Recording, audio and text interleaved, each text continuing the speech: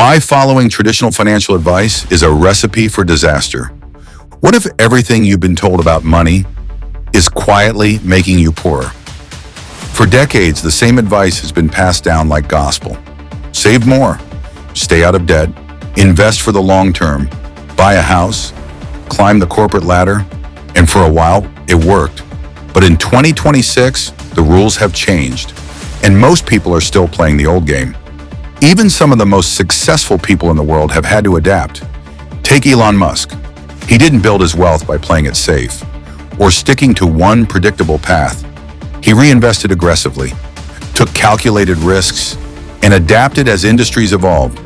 Love him or hate him, he plays the current game, not the old one. This video isn't about blaming traditional advice. It's about exposing the gap between what used to work and what works now. Because today, there are people doing everything right and still falling behind, and others breaking the rules and quietly pulling ahead. So here's the real question.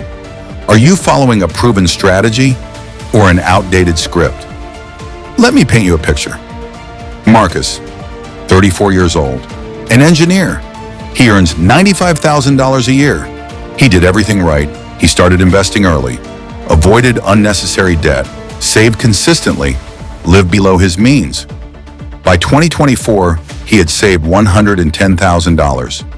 But by 2026, that same money, sitting mostly in low-interest accounts, had lost noticeable purchasing power due to inflation.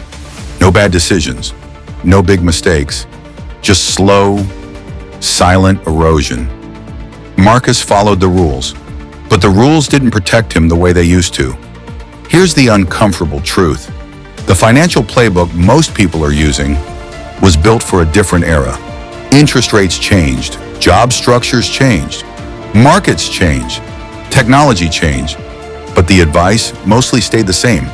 So today we're breaking down the pieces of traditional financial advice that may be holding you back and what actually works in 2026. Let's get into it. Mistake number one, just save more money. There was a time when keeping money in the bank felt safe, boring, but safe. That's no longer enough on its own. Over the past few years, inflation has steadily reduced purchasing power, and most standard savings accounts still don't keep up with rising costs, especially in housing, food, and services. Now meet Aisha, a 29-year-old freelance UX designer based in Nairobi. She works remotely with international clients. Instead of holding large amounts of idle cash, she diversified her savings. A mix of inflation-aware assets, money market funds, and broad market exposure. Nothing extreme, nothing reckless. She simply stopped treating cash as the final destination and started treating it as a temporary stop. The lesson? Saving money still matters, but where you keep it matters just as much. Mistake number two, invest and forget it. That advice made sense in more stable market conditions, when careers were predictable and long-term growth felt more consistent. But 2026 looks different.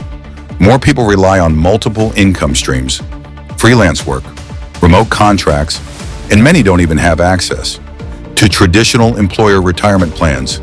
Markets are also more reactive, faster cycles, more volatility. Now meet James, a 38-year-old former marketing director. After his role changed during company restructuring, he had to rethink his strategy. Instead of staying completely hands-off, he became more involved. He reviewed his portfolio regularly, adjusted when needed, and focused partly on income-generating investments. He didn't become a trader, he became aware, and that made the difference. The lesson? Passive investing still works, but complete neglect doesn't. Mistake number three, buy a home as soon as possible. For decades, home ownership was a key path to building wealth, and it still can be.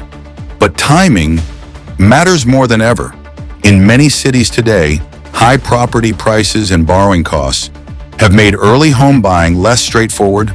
The break-even point, where owning becomes more beneficial than renting, can take many years, sometimes close to a decade or more.